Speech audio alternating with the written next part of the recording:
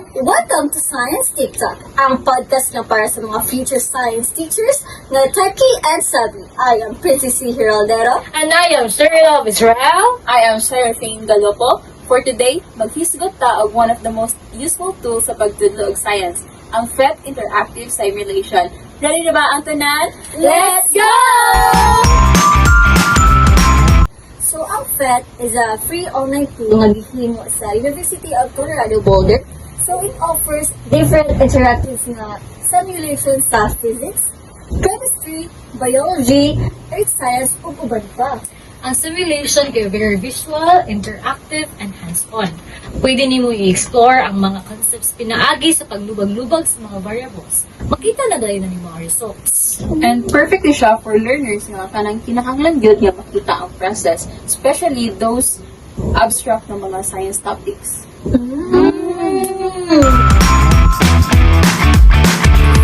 Unahon na ito ang capital cost. Free access. Wala pa may bayad. Wala subscription.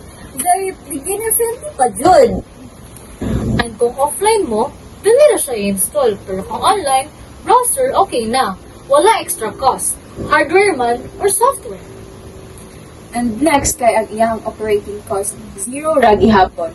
Wala siya maintenance fee and dili bugat sa device. Even ang mga basic laptops kay makaya ra siya.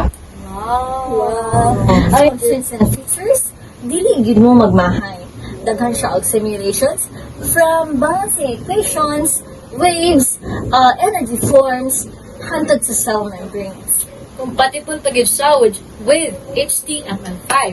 Meaning, no need to download anything kung gusto lang mo mag-explore online. And kung mag-isgot po sa iyang reliability, proven and tested na ni siya. Mao na nga ang mga teachers worldwide is gamit din kaayo ni. Kay dugay na ni siya, stable pa gyud, trusted pa gyud. Usability, easy kaayo.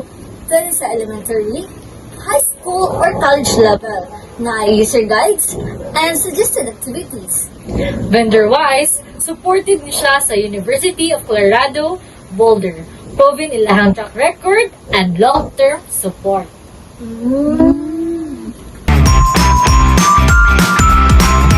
For me, no, kay ganahan kaayo po kay iyang mga simulations is very engaging. Dili lang kay ingon nga gadula ang bata sa paggamit. Wait, kay kung gadula sila, maka-learn pa gid sila. So, dili gid siya boring. Nice siya. Oo, and it helps sa mga lessons nga isip kayo ma-demonstrate in real life bitaw. Or siya ka ng virtual lab ba nga, try na bitaw nato sa atong mga Bio. lesson sa bio, sa physics, really, good. So, mas maayo gid siya, no?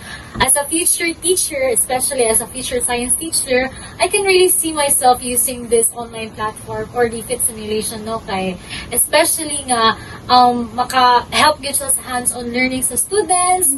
Tapos, good kini siya for the visual o kinesthetic learners. May nice siya nga integrate na ko during my discussion. So, sada gid siya actually.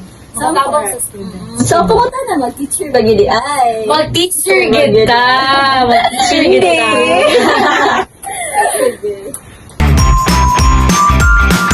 To summarize, ang kanidang PhET is user-friendly, libre, and very reliable. Pangmasa gini siya nga tool for teaching.